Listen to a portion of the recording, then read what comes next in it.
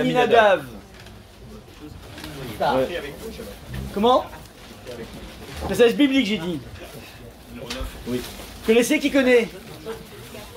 Tu connais? Ouais, le nom ça vous dit quelque chose. Narshon. Ah, c'est un piège, évidemment. Tout le monde connaît Narshon ben Aminadav. Qui est Narshon ben Aminadav? En fait, c'est la personne qui, au moment où on s'est trouvé dans cette terrible dilemme, dans cette terrible impasse, devant nous une mer houleuse, de l'autre, les enfants d'Israël sont pris par le retour des Égyptiens à leur trousse. Dans cette situation pris entre deux mâchoires, voilà qu'on ne sait pas quoi faire et puis d'un coup il y en a un qui se lève, il s'appelle Narshon, mais avant lui, et son frère qui s'appelait Gershon. Ouais, ça peut exister un Albert, un Robert dans la même famille, c'est pas grave, vous voyez.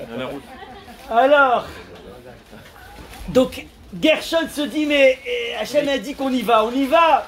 Et après il pense à sa femme et ses enfants, mais c'est terrible. Je les vois, ils vont se noyer, c'est terrible, donc il va, il vient, il hésite. Et à ce moment-là, il y a son frère Narshon qui dit, Hachem a dit, on y va, il y va. Et résultat des courses, Narshon sera connu par tout le monde à travers les siècles. Et Gershon, je vous ai appris son existence aujourd'hui. Ah ouais. Bah oui, c'est le but. Il a existé. Il a existé, mais personne ne le connaît. Illustre inconnu, ouais, c'est comme le soldat, ouais. Voilà, ce qui est intéressant, ça veut dire qu'on ne peut écrire l'histoire que si on est capable de se jeter à l'eau. Message introductif. À partir de là, on va essayer d'analyser ce passage qui est fondamental.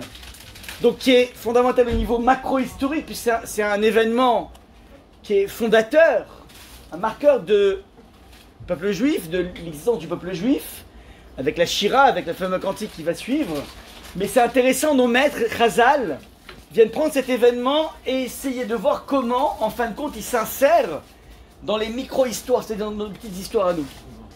Et on a deux sources hyper connues dans le Talmud, une dans le traité de Sota, l'autre dans le traité de Psachim, qui vient dire, je vous lis ici le texte en jaune, Vekashin, donc c'est dur pour Akadosh Baruch Hu, les Avegan, qui créent Atiam Souf. C'est dur de créer un couple pour Hachem. Donc lorsque Réhouven rencontre Sarah, c'est dur pour Hachem comme l'ouverture de la mer des Joncs. Donc il y a une sorte de parallélisme. Mais on va dire en entonnoir, parce qu'en fait il y a une méta-histoire qui s'appelle le peuple juif. Eh bien, chacun à son niveau peut vivre sa Kriyat Souf au XXIe siècle, et qui va se retrouver dans le domaine du couple, et dans le deuxième domaine, ce qui est marqué ici dans la Gemara de Psachim, Kashin Mezonotav, chez la dame qui est Kriyat Souf. L'accès à la Parnassa, c'est aussi dur que l'ouverture de la mer des Joncs. Pareil. Donc les maîtres viennent voir dans cet événement hollywoodien, ils viennent voir quelque chose d'extrêmement proche de nous. Mariage et notre Parnassa. Ils vont même plus loin en disant que même le monde de la thérapie, le monde des médecins, enfin, trouver la bonne thérapie, c'est aussi dur que la Kriyat Souf, que l'ouverture de la mer des Joncs. Voilà un petit peu l'image qu'on va essayer de développer. Alors, j'ai pas beaucoup de temps, mais j'ai beaucoup de choses à vous dire. Première des choses qu'il faut remarquer ici, plusieurs questions par rapport à ces paroles de Chazal.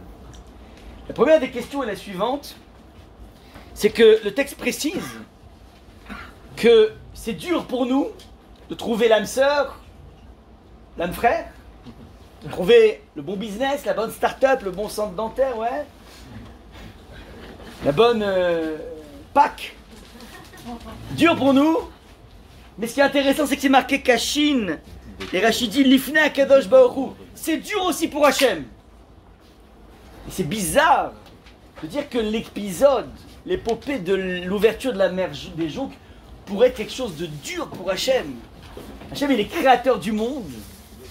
Il n'est pas simplement créateur du monde, il est créateur, recréateur du monde, justement, durant l'épopée des 10 plaies. Parce que les 10 plaies ont été, de façon extrêmement forte, la démonstration de la toute-puissance d'Akadosh Baruch Hu, à la fois dans la maîtrise des macro-éléments, des micro-éléments, et du timing des choses. Au moment où Hachem va transformer le Nil en sang, C'est quand même incroyable que lorsqu'un Égyptien ouvre le robinet, c'est du sang qui coule. Et lorsque c'est un Juif qui ouvre le robinet, c'est de l'eau qui coule. Et lorsque le Juif se prend un verre d'eau et commence à boire, c'est de l'eau. Et si l'Égyptien qui était au-dessus lui dit « passe-moi ton verre d'eau », il prend le verre d'eau, ça devient du sang. Waouh! Ah, c'est plus fort que David Copperfield. Ouais. Donc ça, Hachem, il est capable de faire. Et Hachem, il est capable de mettre en place aussi une plaie qui est une des plaies qui s'appelle Barad, la 4e plaie. Barad, c'est la grêle. Mais c'est pas la grêle que nous on connaît de temps en temps à Paris, ouais. Comme des fois des balles de tennis qui viennent frapper. C'est pas grave ça. Le truc, c'est lorsque la balle de tennis est de la grêle et à l'intérieur il y a un foyer de feu. Mais c'est miracle à partir des miracles parce que finalement, normalement, le feu devrait faire fondre la glace ou la glace devrait éteindre le feu. Et là, il y a une coexistence de deux antagonistes qui devraient se phagocyter, l'eau et le feu, et ils restent parfaitement en parfaite union. Vous imaginez en Californie, s'il y avait eu en même temps de la grêle et en même temps le feu, et des boules de... Mais c'est pas possible. Donc la grêle aurait en plus, pas que brûlé, mais tout massacré. C'est pas possible, il y a un truc qui est complètement fou. Donc vous avez ici un mélimètre. Donc Hachem, il est capable de faire ça. Il est capable aussi, on l'a dit, d'infliger aux Égyptiens la Makat Bechorot, la plaie des premiers-nés. Et donc là, on a un phénomène qui va mettre à plat totalement. Et je dis pas parce qu'en fait les premiers-nés sont morts, parce que ça c'est remplaçable. Hein. Vous avez vu, malheureusement, même les terroristes sont remplaçables. Pas grave ça. Mais le problème est le suivant, c'est qu'en fait, le Bechor en Égypte, c'est pas comme nous. C'est pas celui qui ouvre la matrice. Vous savez qu'un Bechor, chez les Juifs, c'est celui qui va ouvrir la matrice de sa mère. D'où le fait que si ça a été ouvert par une fille, ben, le prochain ne sera pas Bechor. Si ça a été fait par une césarienne, on ne peut pas appeler ça un Bechor, il faut ouvrir la matrice. Petit Rechem, il faut ouvrir la matrice. Donc ça, c'est donc on va d'après la mère. Mais dans le monde égyptien, le Bechor, c'est en fonction du père. Le premier, fils du père. Maintenant, comme il s'agissait d'une société adultérine, l'Égypte, alors en fait, dans une famille, eh bien, ça pourrait être le deuxième et le quatrième qui mourrait. Mais c'est bizarre, le premier qui est né de cette femme, c'est l'aîné. Il dit, ouais, c'est l'aîné, mais en fait, elle était avec le pizzaiolo, et lui, c'était déjà son deuxième, donc en fait, il n'est pas aîné. Par contre, le deuxième de la famille, c'est le premier par rapport au mari, et le cinquième, c'est le premier par rapport au frère du pizzaiolo, ouais. Oh, c'est horrible, hein. Donc, j'ai rien contre les pizzaiolo, hein, excusez-moi, ouais. Dites le facteur si vous préférez, peu importe. Donc ça veut dire que, regardez, ça veut dire qu'Akadosh Baruch Hu, il est capable, dans un univers complètement pourri, de multi-partenariats, de pouvoir discriminer quelle est la semence qui a fécondé et celle qui n'a pas fécondé. De mémoire de... ça s'appelait la biologie à l'époque, ça s'appelle la SVT, en terminale. Et nous demandons une réfouche cinéma de David Nissim Ben Dov. Ainsi que de Reuven Ishaï Ben Mercedes. Alors, de mémoire donc de SVT de l'époque, ouais, alors je crois que le spermatozoïde c'est 10 puissance moins 6 en quantité. Donc Akadosh Baruch Hu, il a une maîtrise du timing de l'infinitésimal. Donc là, il sait faire ça, Hachem, il n'y a pas de souci, ça c'est finger in the nose. Mais par contre, pour que Fragi se marie avec Fortuné, ça c'est complexe. Ça c'est plus complexe. Pas parce qu'il s'appelle Fragi, hein. Commencez pas avec les... Ok, donc ça c'est la première des grandes difficultés. La deuxième des difficultés, ouais, c'est que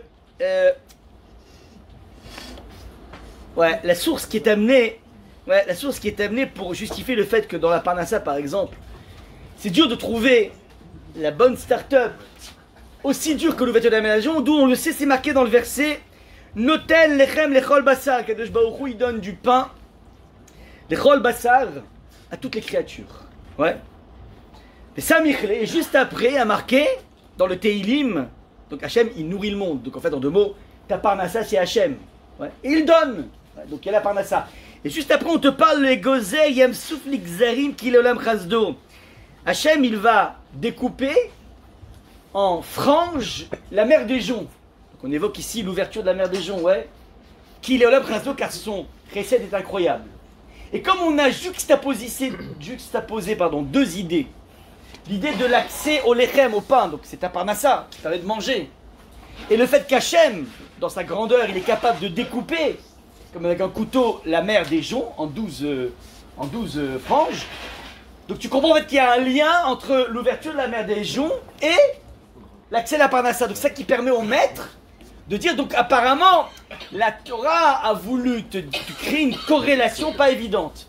C'est ça qui permet de dire, donc finalement, si je vois qu'il y a une corrélation entre deux choses qui n'ont aucun rapport l'une avec l'autre, l'accès à la parnassa d'un côté et l'ouverture de la mer des joncs de l'autre, c'est qu'il y a forcément un lien. Quel lien? C'est la difficulté. Alors ce calcul qui est fait dans le Talmud, un calcul qui mérite un examen, puisque le Maharsha, donc un des grands commentateurs, dit, mais en fait aucun rapport quoi. En fait, on a fait un patchwork terrible, on a fait vraiment une magouille incroyable. Parce qu'il dit, le verset qui parle du fait qu'Hachem noten lechem lechol bassar, il donne du pain à toute créature, il est séparé de 12 versets, du verset qui parle du fait qu'Hachem a ouvert la mer des joncs. Si tu avais un verset à côté de l'autre, tu comprends qu'il y a un lien. Ouais, vous savez, lorsque on élabore une idée, ouais, c'est-à-dire qu'il y a un fil conducteur. Comment on sait qu'une personne est folle? C'est quand il te parle, je sais pas moi, il te dit ouais, Roosevelt, après il te parle de, je sais pas moi, la Blédine. Après, si tu n'arrives pas à faire un lien entre Roosevelt et la Blédine, alors tu dis bon, il y a un truc, et après tu vas voir que en fait c'est complètement incohérent ce qu'il raconte. Ouais. Donc là tu dis bon, il y a un petit souci là, soit c'est un génie, soit c'est un fou, c'est un peu la même chose d'ailleurs, un génie et un fou c'est un peu la même chose. Les deux n'arrivent pas à communiquer leur truc. Ouais. Maintenant, si tu dis en fait que juste à côté du fait qu'Hachem nourrit tout individu, juste après on te parle, juste à côté de l'ouverture de la mer Jonc, tu peux créer un lien. Il y a ce qu'on appelle une corrélation entre les deux. Mais si c'est splitté, si c'est séparé de choses, alors en fait, c'est comme un patchwork quoi, enfin, c'est une pochette surprise. On a pris un élément ici dans la Torah à un autre, on t'a fait un truc. Ça veut dire que le Maharsha il apprend de là que c'est pas que les maîtres sont venus voir les versets en disant tiens, il y a ça marqué ici, il y a ça marqué ici, tu sais quoi, il y a peut-être un lien. Non. Les maîtres ont compris de façon très forte, au niveau psychologique, au niveau métaphysique, que l'accès à la parnassa ou l'accès au mariage est aussi dur que la mer des joncs. Et après, ils t'ont trouvé, si tu veux, une sorte d'enjoliveur, on appelle ça une asmarta, ils sont appuyés sur un verset. Voilà un petit peu donc la remarque du Maharsha. C'est-à-dire qu'ils savent fondamentalement que l'expérience de la mer des joncs est en tout point ressemblante à l'expérience de la recherche de job. Donc quand tu vas envoyer ton CV à monster.com, c'est sponsor de cet après-midi, alors tu sauras en fait que tu es en train d'être comme Nachshon ben Aminadav devant cette mer des joncs. Voilà un petit peu ce qu'on va essayer d'analyser. Alors, pour répondre à ces deux questions, quel rapport y a-t-il entre la mer des joncs et la parnassa, la refoua et l'accès au couple, construction d'un couple? Première question. Deuxième question, pourquoi c'est dur? On va s'épauler d'un très grand maître qui s'appelle Or HaChaim HaKadosh, Rabbi Chaim Ben Attar, grand maître du monde marocain, et qui fait une lecture extrêmement pertinente des deux versets clés charnières de ce paracha. Vous avez marqué les versets dans le document? Ouais. Le texte dans les versets en plein milieu là. Je suis dans le grand 2. Vayomer Hashem el Moshe, Dieu dit à Moshe, Ma titzak elai. Donc on est au moment fatidique, dramatique. On est pris dans ces deux mâchoires, on ne sait pas quoi faire. Et donc à ce moment-là, évidemment, Moshe prie Hachem. Et Hachem lui répond, Ma titzak elai, qu'est-ce que tu me cries? Arrête de crier! Ça suffit! Daber el ben Israël ve'Isaou. Parle aux enfants d'Israël, ils ont qu'à avancer, ils avancent. Est-ce qu'il dit après Hachem? Ve'ata harem et l'intérêt, quant à toi, à Moshe, lève ton bâton, untet yadecha, étends ta main, alayam, sur la mer, ou bekaeu, et fends-la. Ok? Ve'yavou ben Israël betochayam, bayabasha, et que les enfants d'Israël aillent à l'intérieur de la mer, bayabasha, en mode sec. Là. Il y a un des miracles incroyables, c'est qu'en fait, le sable, qui avait été mouillé depuis 3300 ans, depuis au moins 2000 ans, ce sable était sec. C'est bizarre. Ouais, c'est sec. C'est pratique parce que vous imaginez les poussettes yo-yo qui... C'est pas possible, ouais. C'est... Deuxième plus % c'est yo-yo, ouais. Je connais plus que celle-là, je sais plus ce qu'il y avait avant. Bon, il y a autre chose. Quoi? Ah, c'est nouvelle. Ah, je connais pas. Ok, c'est bien. Faut que je prépare l'argent pour les enfants, quoi. Petits enfants, ouais. Ok, vous avez compris. Vous avez compris le point là, ça veut dire. Il y a une difficulté ici, je répète. Hachem dit arrête de me crier. Ouais. Dis-leur d'avancer. Et quant à toi, prends ton bâton, étends-le vers la mer. Ça va fendre l'eau et ils avanceront à sec. Qu'est-ce qui est bizarre au niveau du... Il y a un nœud logique ici. Comment? Non, ça toujours. Toutes les plaies ont été initiées par un bâton. J'ai un nœud logique, un vrai nœud logique. Bravo. Ça veut dire, il aurait dû lui dire, prends ton bâton, fends la mer, et qu'ils avancent. C'est pas ça qui est marqué, regardez ce que dit le Harim. Il dit d'abord, arrête de me crier, dis-leur d'avancer, et toi tu sais quoi, tu prends ton bâton et tu vas ouvrir la mer. Et justement le problème c'est qu'ils peuvent pas avancer. Donc Jacob n'a pas répondu. Alors ce qu'il dit, regardez le Harim, il est incroyable. Ayaloma arem et matecha. Ils auraient dû dire arem et matecha. Ils auraient dû dire, prends ton bâton, et ensuite, d'Aber et Ben Israël parle aux enfants d'Israël, Veïsaou qui partent. Donc on aurait dû inverser le verset 16 et le verset 15. Il y a un problème ici. Il disait que la mer s'est fondée au même moment que les enfants d'Israël avançaient. Pas de souci, mais pourquoi?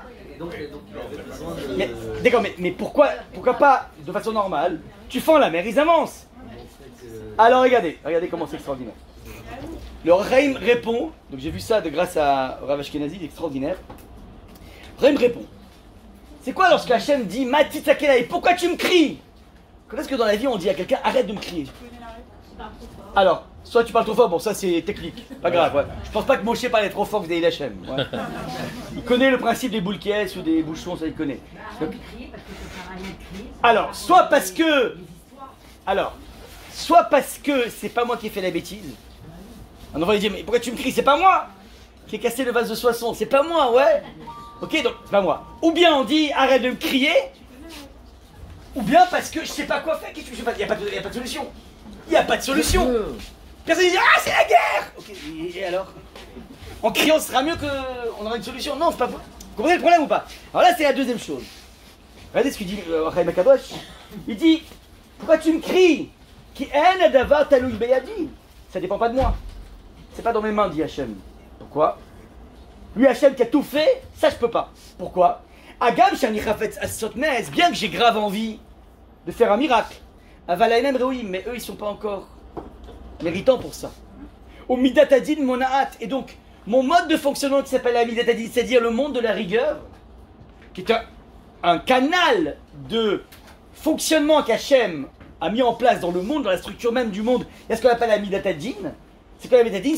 La midatadin, c'est en fait no pain, no gain. Ou bien en français plus cinématographique, pas de bras, pas de chocolat, bravo. Bah oui, ouais. Ou bien comme dirait Sarko, travailler plus pour gagner plus. Bah oui, c'est ça, midatadin. C'est le monde de la rigueur, ouais. Ok. Donc il dit, la midatadin m'empêche, ça veut dire, je peux pas.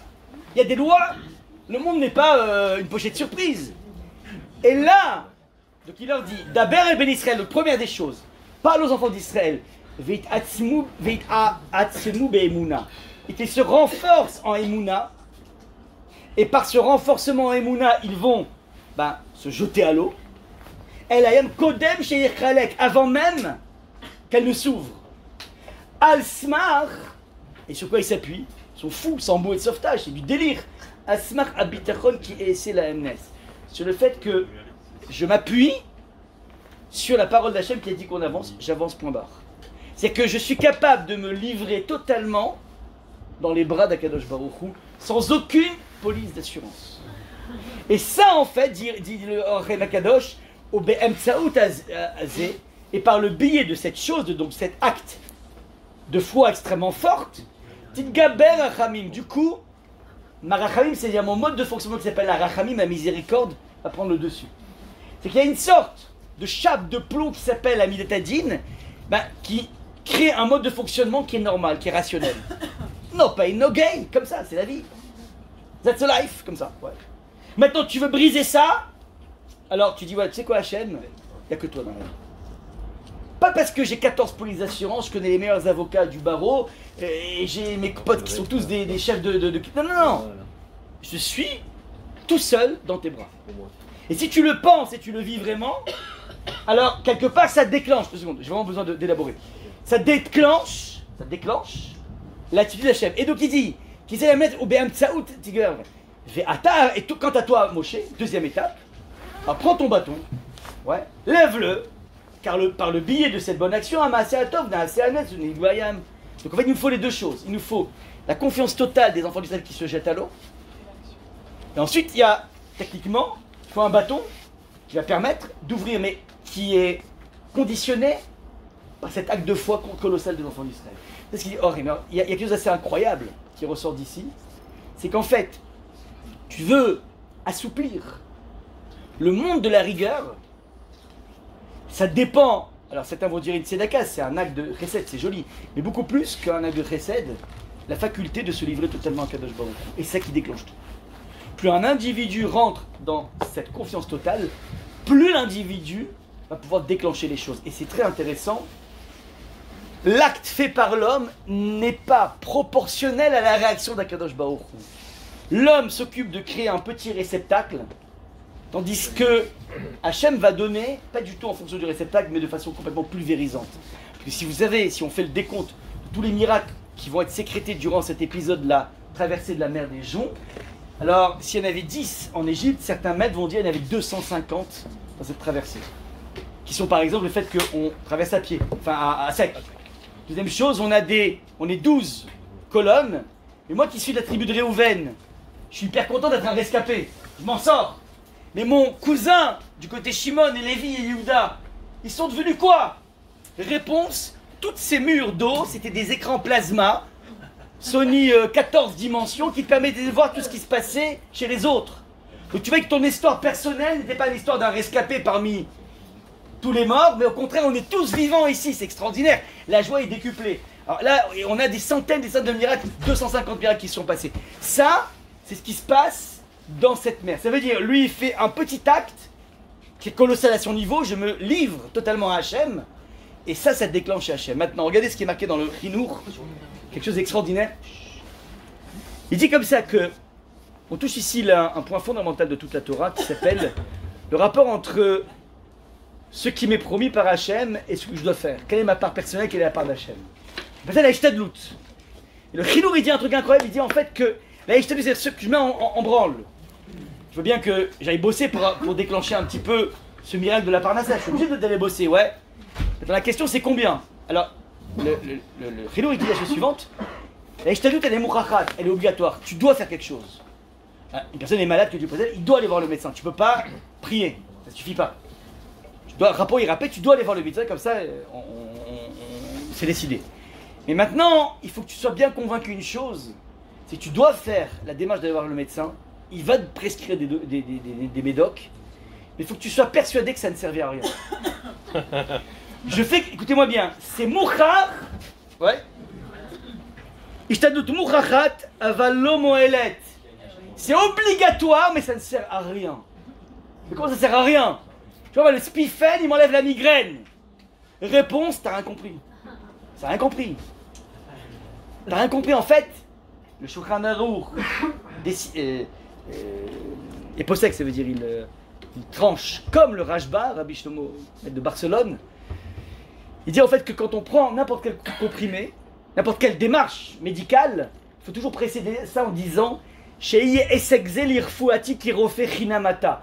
Que ce que je mets en place là maintenant, je vais appeler le pont, je vais appeler le copain, je vais prendre le spifen, je vais à la pharmacie, tout ça, que tout ce que je suis en train de faire soit pour ma guérison, qui refait Chinamata, car je sais que c'est toi le médecin gratuit. En fait, je constitue tout. Tous les grands ponts, tout ça c'est du bromidge. Ça ne sert à rien. Ah mais après tu vas aller voir, parce que Hachem a voulu. Une sorte de rock incroyable. Mais il n'y a aucune corrélation entre les mégapontes et les résultats de ce qui s'est passé. Et d'ailleurs, beaucoup de personnes, j'ai très souvent rencontré dans ma vie, des personnes qui sont passées par les plus grands pontes, officiellement les plus grands pontes, et les résultats étaient, certains étaient géniaux, et donc ça alimente la réputation du grand ponte, et d'autres étaient catastrophiques. Comment c'est possible? C'est le même grand ponte, C'est pas un charlatan. Réponse, ça dépend d'Hachem, point barre. Donc je fais quelque chose, pareil pour la parnassa. Ouais. Alors maintenant, c'est quoi la bonne mesure? Ça veut dire, si je fais rien, je suis un fou. Si je fais trop, je suis aussi un fou. La bonne mesure, c'est quoi? Rav Dessert va dire un truc incroyable. Il dit, voilà, par exemple, tu es chef d'entreprise. Tu t'investis à fond, 10 heures par jour dans ta boîte. De toi à moi. Si tu te mets à 9h30 par jour, c'est la fin des haricots? Tu mets la clé sous le paillasson ou quoi? Non! Tout le monde sait, même dans l'économie, on a appris la théorie des rendements décroissants, qui dit que moins tu mets de temps à une tâche, plus tu es efficace. Et puis une demi-heure, je t'en prie, c'est la pause Facebook, c'est la pause Insta, c'est la pause je sais pas quoi, la pause politique, la pause de Trump. Non, il y aura une pause Trump maintenant aujourd'hui, ouais. Ouais, donc, ça veut dire, ok, maintenant, une demi-heure, ça va, c'est bon, une demi-heure de Télim, une demi-heure de limoud, tu peux. Pas possible, personne ne peut dire que je peux pas. Ouais. Ok, maintenant, t'as réussi pendant 1 an. On peut passer à 1 heure? Ouais, pourquoi pas. On peut passer à 2 heures? Tu sais quoi, je suis passé à 2 heures, et là, d'un coup, la secrétaire, elle a pigé mon truc, elle s'arrange toujours pour arriver plus tard le matin. Ah, mon ami, tu repasses à 1 heure. Tu testes Hachem. C'est toi avec Hachem, c'est tout. Il n'y a personne au milieu. Hachem, voilà, je vais essayer de mettre ça en place. Ouais. Aide-moi là-dedans. Parce que je suis conscient, et je suis pas stupide de savoir qu'en fait, c'est pas plus je travaille, plus j'aurai l'argent. C'est faux, vous savez très bien. Frère il disait comme ça, c'est comme une personne, on lui a prévu une citerne, ouais. Le robinet, il s'alimente. C'est ce qui est marqué à Rosh Hashanah, c'est fixé à Rosh Hashanah. Pas le chiffre d'affaires, il est au résultat net. Hein. Donc en fait, c'est le chiffre d'affaires, moins les PV, moins toutes les dépenses. Ouais, ouais, ça c'est marqué. Donc maintenant, ne rien faire, tu peux pas, parce que c'est soumis à ce que tu fasses. Combien? Essaie d'en faire le minimum, mais minimum logique, pas le paresseux. Alors c'est quoi le minimum? Personne ne pourra te dire, il n'y a aucun rabbin au monde, ni aucun financier. Il faut que toi, tu puisses te tester, mais tu es en prise directe avec Hachem. Voilà, Hachem, je tente le coup. Aide-moi par rapport à ça. Et tu vois que petit à petit, certains ont réussi à, finalement, petit à petit, concentrer les choses et finalement finir à mi-temps. Extraordinaire. Toi, tu peux pas, mais en tout cas, ce qui est intéressant, c'est que je vais trouver la bonne posologie tout seul. Ça, c'est vraiment la démarche pour lui. Maintenant, deuxième explication de son autre travail. Donc je répète, pourquoi c'est dur pour Hachem? Parce qu'en fait, ça ne dépend pas de lui. Si toi, tu n'as pas initié un acte de totale confiance en Hachem, il n'y a rien qui peut se passer. Première réponse. Je vais répondre au Rabbi Bounan de Pshisra, qui est un très grand maître de la Chassidoute, qui dit un truc extraordinaire. Regardez. Il nous révèle à partir d'un midrash qu'au moment de ce moment fatidique, où on a à nos trousses les Égyptiens et la mer pour se noyer, eh bien en fait, il y a eu 4 partis politiques qui se sont montés dans le peuple juif. 4 partis. Comme toujours, ouais. Il y a d'abord un parti, ouais, qui a dit « Quoi, les Égyptiens, on va leur casser la figure !» C'est la droite. Il y a un deuxième parti qui a dit « Ah non, c'est trop dur, on retourne en arrière, ouais. À gauche, ouais. Si vous voulez, je sais pas. Ouais, allez, c'est trop dur, tant pis, on va retourner là-bas, on va s'assimiler. » Il y a un troisième parti, c'est la team Masada. Quoi? Plutôt que mourir dans les bras des Égyptiens, je préfère mourir dans l'eau. Ici, on va se jeter à la mer pour mourir. Ouais, pas envie, ouais. La team Masada. Et la quatrième, c'est les religieux. On va prier. Et vous savez quoi ce qu'il dit Rabbi Bouddha de Pshisra?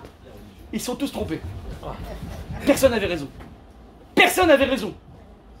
Vous savez quoi? C'est quoi la 5e solution? T'avances. T'avances. Non! Hachem dit arrête de crier, arrête de prier, je lui ai dit. T'arrêtes de prier, maintenant t'avances. Parce que la prière, c'est contourner, c'est quoi? C'est contourner un obstacle, enlever l'obstacle. Là, on va demander de façon incroyable, une nouvelle idée incroyable. Tu te confrontes à l'obstacle. Tu avances, tu traverses le mur, point barre. Ça, c'est ce qui est marqué ici. Alors, regardez comment c'est incroyable, ça veut dire c'est une idée auquel on n'aurait jamais pensé. Je ne sais pas si vous remarquez la similitude de ce qui s'est passé avec Trump, c'est un truc fou. Personne n'aurait pu penser à une telle idée. Je ne sais pas si elle sera réalisée, je l'espère. En tout cas, il a sorti de son chapeau quelque chose auquel personne, même Bibi, lui qui est tellement dans la maîtrise, il était complètement le bonhomme. Mais alors, ça veut dire, il savait plus où il habite, quoi. Je sais pas si vous avez vu dans les photos, il était comme ça, pas de sourire. Il savait plus quoi faire, le bonhomme, il était en jubilation. Ouais. Mais c'est incroyable, ouais. Ça veut dire... C'est encore une fois, il y a 4 solutions, et ce qu'a dit le Rabbi Bouddha Bishraël est incroyable. Il dit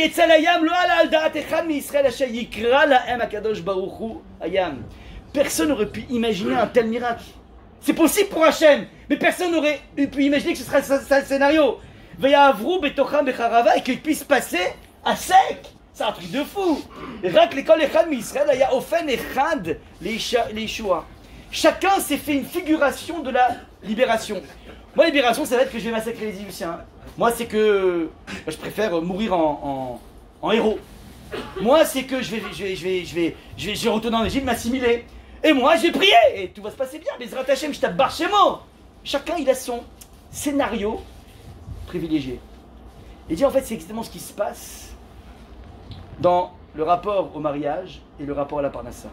On a tous un scénario type, un portrait type du khatan ou de la kala idéale. Et en fait, la difficulté d'Hachem, c'est la suivante. C'est qu'en fait, on est tellement engoncé dans ce portrait type qu'on se refuse régulièrement toutes les occasions incroyables que Hachem nous a envoyées. Il nous parle par les occasions de la vie et notre absence de souplesse, le fait de s'arc-bouter au schéma type que je me suis toujours construit, fait qu'en fait, on dit zut à toutes les occasions qui se présentent à nous, en parnassa et en termes de shidour, en termes d'âme sœur. J'ai connu combien de jeunes filles et de jeunes garçons, et qui étaient plus jeunes, plus si jeunes après, qui ont, d'une certaine façon, me disaient ouais, telle personne elle est super, je m'entends super bien avec. Ok, alors vas-y, concrétise. Non, alors en tant que super ami, ouais, pas en tant que mari. Vous comprenez que c'est ce truc? Mais ça veut dire quoi? Tu dis que ça peut être un super ami, mais t'as une base extraordinaire pour te marier. Non, mais c'est pas. Alors, c'est quoi? Eh ben, 5 cm de plus. C'est-à-dire, je faisais une image, et cette image, j'arrive pas à la briser. Ça, c'est la difficulté. Quand on dit qu'Hachem, c'est dur pour lui, parce qu'en fait, lui, il fait le job. Il présente les occasions, et la personne elle-même peut dire non, mais attends, je comprends pas, avec mon diplôme, t'as commencé à me salir à un tel boulot, c'est pas possible. Mais t'as pas compris que dans ce boulot-là, Hachem t'a donné une possibilité de pouvoir exploser comme beaucoup de gens des bacs moins 15 arrivent à exploser. T'as pas réfléchi un peu comment ça fonctionne? C'est-à-dire, en fait, c'est un petit peu ça la délicatesse, ça veut dire l'enjeu essentiel ici, c'est quelle est ta faculté de souplesse? Souplesse par rapport à un scénario construit, un portrait type, un plan de carrière, une autoroute tracée. Ouais, je vais faire telle grande école, et c'est marqué dans l'Express, hein. En sortant de cette école, statistiquement, je vais gagner tant et tant de kilos euros. Au bout de 2-3 ans, les statistiques prouvent que 80% des... Et les gens ont oublié cette parole prophétique de Keynes, le plus grand des économistes du XXe siècle, qui disait « La statistique, c'est la forme suprême du mensonge. » C'est bien ce que disait Keynes, ouais. T'as pas appris ça en prépa, vous avez pas... Vous avez fait... Ah, ok, j'espère, ok. Donc Keynes disait ça, la statistique, c'est la forme suprême du mensonge. Ça, c'est ce qu'on est en train de dire ici. Vous avez un petit peu, donc on a ici 2 pshatim, mais qui sont fondamentaux. Fondamentaux. Le premier des pshats, ça veut dire dans la vie, faut faire confiance qu'à Hachem. Il n'y a que lui. Et tisser avec lui et dealer avec lui quelque part. Hachem, tu vois, je vais tenter la demi-heure, je vais tenter ça. Ouais. Et à chaque fois, dans ce que je fais au niveau parnassa, au niveau refoua, tu sais quoi Hachem, je le fais parce qu'il faut le faire, mais j'y crois pas, pas du tout. J'ai pas la moindre, et je me piège, je suis pas en train de me piéger en me disant, ouais, là, le salut viendra de ce grand professeur, de ce grand avocat. Non, je rentre pas. Je fais ce qu'il y a à faire, ce qui est logique de faire, plus c'est trop. Ça, c'est la première démarche. La deuxième démarche, c'est d'essayer de prendre conscience qu'en fait, si tu n'adoptes pas une faculté de te laisser pénétrer par la solution à laquelle tu n'aurais pas pensé, alors d'une certaine façon, tu passes à côté, tu restes devant la mer des joncs. Ça, c'est un petit peu l'héritage. Donc vous comprenez comment Chazal sont venus prendre cet événement métahistorique et te dire en fin de compte que ça, tu peux l'importer dans toute la situation de la vie. Il y a des ingrédients là-bas qui sont incroyables, qui sont finalement ta faculté d'avoir un lien direct avec Hachem immédiatement. Ça, c'est ce qu'on peut attraper. Je m'arrête pour une fois à l'heure. Il y a plein de choses à dire, mais là, au moins, il est resté bien circonscrit.